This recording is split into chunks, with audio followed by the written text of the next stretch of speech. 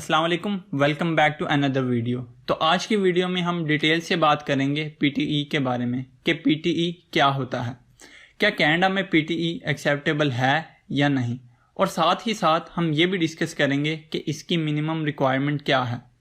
तो आज की वीडियो शुरू करने से पहले मैं आपसे रिक्वेस्ट करूँगा कि अगर आप मेरे चैनल पर नए हैं तो please subscribe the channel and hit the bell icon, ताकि मेरी अगली आने वाली वीडियोस का नोटिफिकेशन आपको टाइम से पहुंच जाए। So let's start the video. तो सबसे पहले हम बात कर लेते हैं कि पीटीई क्या होता है। PTE stands for Pearson Test of English. PTE एक computer based English language test है जो आइल्स की ही तरह नॉन नेटिव इंग्लिश स्पीकर्स की इंग्लिश को असेस करने के लिए डिज़ाइन किया गया है। आइल्स की ही तरह इसके भी 4 मॉड्यूल्स होते हैं जिनका दुरानिया 3 से 3.25 घंटे का होता है। अब हम बात करेंगे डिफरेंसेस बिटवीन पीटीई एंड आइल्स। आइल्स और पीटीई के दरमियान बुनियादी फ़र्क ये है कि आइल्स का एग्ज़ाम पेपर बेस्ड और कंप्यूटर बेस्ड होता है, जबकि पीटीई का एग्ज़ाम सिर्फ कंप्यूटर बेस्ड होता है। आइल्स की स्पीकिंग फ़ेस टू फेस एक एग्जामिनर लेता है, जबकि पीटीई की स्पीकिंग कंप्यूटर के थ्रू कंडक्ट की जाती है। पीटीई के पहले पार्ट में स्पीकिंग और राइटिंग का टेस्ट होता है, जिसका टाइम ड्यूरेशन 80 to 90 मिनट्स का होता है। सबसे पहले आपको अपना इंट्रोडक्शन देना होता है। इंट्रोडक्शन में आप अपनी पर्सनल डिटेल्स, अपनी प्रीवियस एजुकेशन और अपने फ्यूचर गोल्स के बारे में बता सकते हैं। इंट्रोडक्शन के बाद आपकी कंप्यूटर स्क्रीन पर टेक्स्ट अपीयर होता है, जिसको आपने ऊंची आवाज़ में पढ़ना होता है। उसके बाद आपको जुमला सुनाया जाता है, जिसको आपने ध्यान से सुनने के बाद बोलना होता है। उसके बाद आपकी कंप्यूटर स्क्रीन पे आपको एक तस्वीर दिखाई जाती है, जिसको आपने अपने अल्फाज में डिस्क्राइब करना होता है। नेक्स्ट आपकी कंप्यूटर स्क्रीन पे एक शॉर्ट क्लिप दिखाया जाता है, जिसको ध्यान से देखने और सुनने के बाद आपको अपने अल्फाज में डिस्क्राइब करना होता है। इसके बाद शॉर्ट क्वेश्चन आंसर का सेशन होता है, जिसमें आपको सवालों के जवाब चंद अल्फाज में देने होते हैं। नेक्स्ट पार्ट में आपकी कंप्यूटर स्क्रीन पे टेक्स्ट अपीयर होता है, जिसको आपने एक जुमले में समराइज करना होता है। स्पीकिंग और राइटिंग के बाद रीडिंग का पार्ट शुरू होता है, जिसका दुरानिया 30 to 40 मिनट्स का होता है।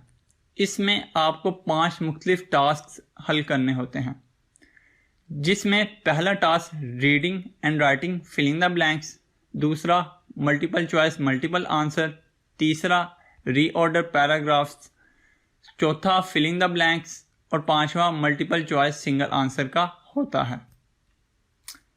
पीटीई का लास्ट पार्ट लिसनिंग का होता है, जिसके 8 टास्क होते हैं, जिसमें summarise spoken text, multiple choice multiple answers, filling the blanks, highlight correct summary, multiple choice single answer, select missing word, highlight incorrect words और राइट फ्रॉम डिक्टेशन शामिल हैं। अब हम बात करेंगे कि क्या चूज़ करें, पीटीई या आइल्स।